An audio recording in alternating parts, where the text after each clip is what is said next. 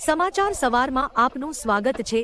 આજના તાજા અને મહત્વપૂર્ણ સમાચારો પર એક નજર કરીએ તે પહેલા ચેનલને સબસ્ક્રાઇબ કરી લો। મતદાનના દિવસે ગરમીને લઈ ઓરેન્જ એલર્ટ। અમદાવાદ અને સુરેન્દ્રનગરમાં 42 ડિગ્રી કરતાં વધુ ગરમી પડશે એવી આગાહી। ગુજરાતમાં લોકસભાની ચૂંટણી આડે હવે માંડ ગણતરીના દિવસો બાકી રહ્યા છે। મતદાનના દિવસે અમદાવાદ સહિત રાજ્યના વિવિધ વિસ્તારમાં અગનગોળા વર્ષાવતી ગરમી પડવાના હવામાન ખાતા દ્વારા સંકેતો અપાયા છે। અમદાવાદ અને સુરેન્દ્રનગરમાં 42 ડિગ્રી તાપમાન નોંધાયું છે। બીજી તરફ સૌરાષ્ટ્રના પોરબંદર અને ભાવનગરમાં તેમજ કચ્છમાં હજુ આગામી 3 દિવસ હીટવેવની આગાહી કરાઈ છે। બીજી તરફ 7મી મેના રોજ ગુજરાતમાં લોકસભા ચૂંટણીનું મતદાન છે। આમ મતદાનના દિવસે અમદાવાદ સહિત રાજ્યમાં કાળઝાળ ગરમી પડવાની હવામાન ખાતા દ્વારા આગાહી કરવામાં આવી છે। લીંબુ, આદુ અને વટાણાના ભાવમાં આગ ઝરતી તેજી। પાલક મૂળાના ભાવ તળિયે। લીંબુ, આદુ અને વટાણાના ભાવમાં આગ ઝરતી તેજી જોવા મળી રહી છે। જ્યારે મેથી, પાલક અને મૂળા પાણીના ભાવે વેચાઈ રહ્યા છે। આ ભાવ ગોંડલ માર્કેટિંગ યાર્ડમાં છે। ગોંડલ યાર્ડમાં સૌથી મોંઘું આદુ વેચાયું હતું। આદુના ભાવ 20 કિલોના 2200 થી 2400 બોલાયા હતા। જ્યારે વટાણાના ભાવ 20 કિલોના 1000 થી 2000 બોલાયા હતા। ઉનાળામાં જેની સૌથી વધારે માંગ હોય તે લીંબુની વાત કરીએ તો તેના 20 કિલોના ભાવ 1400 થી 2600 બોલાયા હતા। વડાલી પાર્સલ બ્લાસ્ટ મામલે સમગ્ર ઘટસ્ફોટ। સાબરકાંઠાના વડાલી તાલુકાના વેડા ગામે એક પાર્સલ બ્લાસ્ટ થયાની ઘટના સામે આવી હતી, જેમાં પિતા પુત્રીના મોત થયા હતા। મૃતકના ભાઈએ કહ્યું, મારા ભાઈને કોઈ એક અજાણ્યા રિક્ષાવાળાએ પાર્સલ આપ્યું હતું। રિક્ષાવાળાને એક એક્ટિવા વાળાએ આ પાર્સલ આપ્યું હતું। વધુમાં કહ્યું, મારા ભાઈએ કોઈ પાર્સલ મંગાવ્યું ન હતું, તેમને એક ષડયંત્ર કરીને આપવામાં આવ્યું હતું। મોટા ભાઈએ ઘરે આવીને પાર્સલ ખોલ્યું તો તેમાંથી બ્લાસ્ટ થયો અને મારા મોટા ભાઈ અને ભત્રીજીના મોત થયા છે, જ્યારે 2 ભત્રીજીઓ ગંભીર રીતે ઘાયલ થઈ છે। પત્ની અને મૃતક પરિચયમાં હતા તે આરોપી જયંતી વણજારાને પસંદ નહોતું। અશોક ડાંગર ચોથી વાર પક્ષપલટો કરીને ભાજપમાં જોડાયા। પૂર્વ ડેપ્યુટી મેયર ભરત મકવાણાએ પણ કોંગ્રેસ છોડી ભાજપમાં પ્રવેશ કર્યો। રાજકોટમાં કોંગ્રેસના રાષ્ટ્રીય અધ્યક્ષ મલ્લિકાર્જુન ખડગેનો કાર્યક્રમ છેલ્લી ઘડીએ રદ થયો હતો, પરંતુ ભાજપે ખડગેને ઝટકો આપવા કોંગ્રેસની વિકેટ પાડી હતી। રાજકોટના પૂર્વ મેયર અશોક ડાંગરે ચોથી વખત પક્ષપલટો કર્યો છે। તેની સાથે પૂર્વ ડેપ્યુટી મેયર ભરત મકવાણાએ પણ કોંગ્રેસ છોડી ભાજપમાં પ્રવેશ કર્યો હતો। મહત્વનું છે કે કોંગ્રેસમાં પૂર્વ કેબિનેટ મંત્રી મનોહરસિંહ જાડેજાની આંગળી પકડી મેયર બનેલા અશોક ડાંગર 2012માં કોંગ્રેસ છોડીને ભાજપમાં જોડાયા હતા અને 7 વર્ષ સુધી કોઈપણ હોદ્દા વગર ભાજપમાં રહ્યા હતા। યાત્રાધામ પાવાગઢ ખાતે આઈસર ટેમ્પો 100 ફૂટ ઊંડી ખીણમાં ખાબક્યો। સ્થાનિકો દ્વારા ચાલકનો બચાવ કરાયો। હાલોલના પાવાગઢથી દુર્ઘટનાના સમાચાર સામે આવ્યા છે। શક્તિપીઠ પાવાગઢ ડુંગર પરથી નીચે ઉતરતી વખતે આઈસર ટેમ્પો 100 ફૂટ ઊંડી ખીણમાં ખાબક્યો હતો। આઈસર ટેમ્પો ખીણમાં ખાબકતા ચાલક ગંભીર રીતે ઘાયલ થયો છે। ઈજાગ્રસ્ત ટેમ્પો ચાલકને સારવાર હેઠળ હોસ્પિટલ ખાતે ખસેડવામાં આવ્યો હતો। દાળ અને કઠોળના ભાવમાં સટ્ટાખોરીને લીધે બેફામ વધારો થતા લોકો ત્રસ્ત। સિંગતેલ અને કપાસિયા તેલના ભાવ સ્થિર। થોડા સમય પહેલા જીરું, લસણ અને સિંગતેલના ભાવમાં બેફામ સટ્ટાખોરીના કારણે ભાવો આસમાને પહોંચી ગયા હતા। હવે કઠોળ અને દાળના ભાવમાં સટ્ટાખોરોને લીધે સક્રિય થતા છેલ્લા 15 દિવસમાં બેફામ ભાવ વધારો જોવા મળી રહ્યો છે। જો કે બજારમાં નાણાભીડના કારણે ખાસ કોઈ ખરીદી જોવા મળતી નથી। આ બધા વચ્ચે સિંગતેલ અને કપાસિયા તેલના ભાવ સ્થિર જોવા મળી રહ્યા છે। મોદીની ગેરંટી પર સવાલ ઉઠાવતા કોંગ્રેસનો મોટો દાવો। ભાજપના ગમે તેટલા વિરોધ વચ્ચે અમે ગુજરાતની 10 બેઠકો જીતીશું। રાજકોટ શહેરમાં લોકસભા ચૂંટણીને લઈ કોંગ્રેસના ઉમેદવારોએ પત્રકાર પરિષદ સંબોધી હતી, જેમાં કોંગ્રેસ નેતાઓએ મોદીની ગેરંટી પર સવાલ ઉઠાવવા સાથે જ ભાજપ પર આકરા પ્રહાર કર્યા હતા। મુકુલ વાસનિકે જણાવ્યું કે ભાજપ ગમે તેટલો કોંગ્રેસ વિરુદ્ધ પ્રચાર કરે પણ હવે પ્રજા ભાજપને ઓળખી ગઈ છે। ભાજપના ગમે તેટલા વિરોધ વચ્ચે અમે લોકસભાની ચૂંટણીમાં 10 સીટો મેળવશું જ।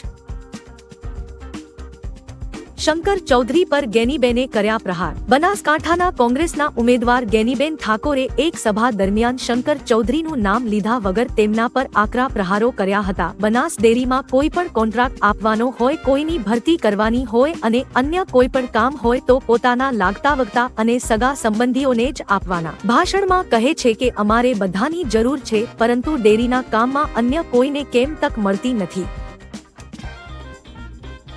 જામનગરમાં ક્ષત્રિય અસ્મિતા સંમેલન। રાજકોટ બાદ જામનગરમાં ક્ષત્રિય અસ્મિતા મહાસંમેલનનું આયોજન કરાયું હતું। મોટી સંખ્યામાં ક્ષત્રિય સમાજના ભાઈઓ બહેનો, આગેવાનો અને યુવાનો ભેગા થયા હતા। જય ભવાની ભાજપ જવાનીના નારા લગાવી ભાજપ સામે રોષ ઠાલવ્યો હતો। પરસોત્તમ રૂપાલાના નિવેદનને આશરે 40 જેટલા દિવસ થયા છે, પરંતુ હજુ પણ ક્ષત્રિય સમાજમાં રોષ શાંત નથી થયો તેમ લાગી રહ્યું છે। કોંગ્રેસના નેતા ભૂલ્યા ભાન। રાજકોટમાં પરેશ ધાનાણીની પ્રચાર સભામાં કોંગ્રેસના નેતા ઇન્દ્રનીલ રાજ્યગુરુએ મહાત્મા ગાંધીજીને રાહુલ ગાંધી સાથે સરખાવ્યા હતા। કહ્યું કે મને એ ખાતરી છે કે મારો નેતા જે આ દેશનો આવતા દિવસોમાં મારા શબ્દો લખવા હોય તો લખી લેજો। આ દેશમાં બીજો ગાંધી પાકશે તો એ રાહુલ ગાંધી, જેને પપ્પુ ઠેરવવાનો પ્રયત્ન કર્યો તેમણે ગાંધીજીને લુચ્ચા કહીને સંબોધ્યા હતા। આ નિવેદનથી વિવાદ સર્જાઈ શકે છે।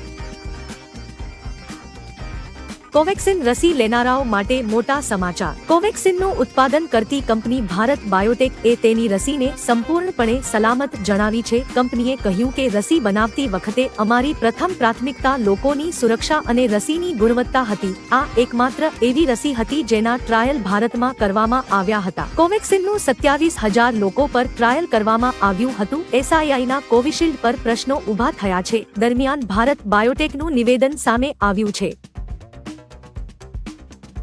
હું મજા કરવા માટે જન્મ્યો નથી। પીએમ મોદી પશ્ચિમ બંગાળના બર્ધમાન દુર્ગાપુર પહોંચ્યા હતા, જ્યાં તેમણે એક જાહેર સભાને સંબોધી હતી। દરમિયાન પીએમ મોદીએ કહ્યું કે લોકોને લાગે છે કે મોદીજી 2 વખત પીએમ રહ્યા અને દુનિયામાં પ્રખ્યાત થઈ ગયા। અરે ક્યારેક તો આરામ કરો। હું મજા કરવા માટે જન્મ્યો નથી। હું પોતાની માટે જીવવા નથી માંગતો। હું અહીં 140 કરોડ દેશવાસીઓની સેવા કરવા નીકળ્યો છું। રાજકોટ પત્રિકા મામલે 4ની અટકાયત। રાજકોટમાં લેઉવા અને કડવા પાટીદારો વચ્ચે વૈમનસ્ય ફેલાવતી પત્રિકા મામલે ક્રાઇમ બ્રાન્ચે કાર્યવાહી કરતા 4 પાટીદાર યુવકોની અટકાયત કરી છે। પત્રિકા વાયરલ થતા ભાજપે પોલીસ કમિશનર સમક્ષ રજૂઆત કરી તાત્કાલિક પગલાં લેવા માટે માંગ કરી હતી। જો કે મળતી તાજી જાણકારી અનુસાર 4 યુવકોને જામીન પર મુક્ત કરવામાં આવ્યા છે। કોંગ્રેસના ઉમેદવાર પરેશ ધાનાણીએ કહ્યું હતું કે વાયરલ કરનારાઓને કોંગ્રેસ સાથે કોઈ લેવાદેવા નથી। કામ નહીં કરો તો વોટ નહીં। નડિયાદના ડભાણ રોડ પર કલેક્ટર કચેરી પાસે આવેલી 3 સોસાયટી બહાર ચૂંટણી બહિષ્કારના બોર્ડ લાગ્યા છે, કારણ કે છેલ્લા 1.5 વર્ષથી અહીં ગટર ઉભરાય છે। તંત્રએ તેનું નિરાકરણ લાવ્યું નથી, તેથી સોસાયટીના લોકોએ કામ નહીં કરો તો વોટ નહીંના બેનર મૂક્યા છે। લોકો મતદાનનો બહિષ્કાર કરી રહ્યા છે। 2 દિવસમાં સમસ્યાનું નિરાકરણ નહીં આવે તો નડિયાદ ડભાણ રોડ પર સોસાયટીના નાકા પર ચક્કાજામની ચીમકી તેમણે ઉચ્ચારી છે। કોંગ્રેસ પાકિસ્તાનની સમર્થક છે। પીએમ મોદીએ આણંદમાં જણાવ્યું હતું કે યોગાનું યોગ આજે ભારતમાં કોંગ્રેસ નબળી પડી રહી છે। રસપ્રદ વાત એ છે કે અહીં કોંગ્રેસ મરી રહી છે અને ત્યાં પાકિસ્તાન રડે છે। પાકિસ્તાની નેતાઓ હવે કોંગ્રેસ માટે પ્રાર્થના કરી રહ્યા છે। પાકિસ્તાન રાજકુમાર રાહુલ ગાંધીને વડાપ્રધાન બનાવવા માટે ઉત્સુક છે અને કોંગ્રેસ પાકિસ્તાનની સમર્થક છે। પાકિસ્તાન અને કોંગ્રેસ વચ્ચેની આ ભાગીદારી હવે સંપૂર્ણ રીતે ખુલ્લી પડી ગઈ છે। યુએનમાં પાકિસ્તાનને સણસણતો જવાબ। પાકિસ્તાને યુએનમાં રામ મંદિર અને કાશ્મીર મુદ્દો ઉઠાવતા ભારતના પ્રતિનિધિ રુચિરા કંબોજે સણસણતો જવાબ આપ્યો છે। તેમણે કહ્યું કે પાડોશી દેશને લોકશાહી અને માનવાધિકાર જેવી બાબતે બોલવાનો કોઈ જ અધિકાર નથી। દરેક બાબતમાં નકારાત્મક રેકોર્ડ ધરાવતા દેશને આ મુદ્દે વાતો ન કરવી જોઈએ। અમે પડકારજનક સ્થિતિમાં શાંતિ સ્થાપવા આગળ આવી રહ્યા છીએ। અમારું ધ્યાન માત્ર રચનાત્મક મુદ્દાઓ પર આપી રહ્યા છીએ। રાહુલ ગાંધીએ ઉમેદવારી નોંધાવી। કોંગ્રેસ નેતા રાહુલ ગાંધીએ લોકસભા ચૂંટણી માટે રાયબરેલી બેઠક પરથી પોતાની ઉમેદવારી નોંધાવી દીધી છે। તેમની તસવીર સામે આવી છે, જેમાં તેમની સાથે બહેન પ્રિયંકા ગાંધી વાડ્રા અને માતા સોનિયા ગાંધી પણ જોવા મળી રહ્યા છે। જણાવી દઈએ કે ભાજપે રાયબરેલીથી દિનેશ પ્રતાપ સિંહને મેદાનમાં ઉતાર્યા છે।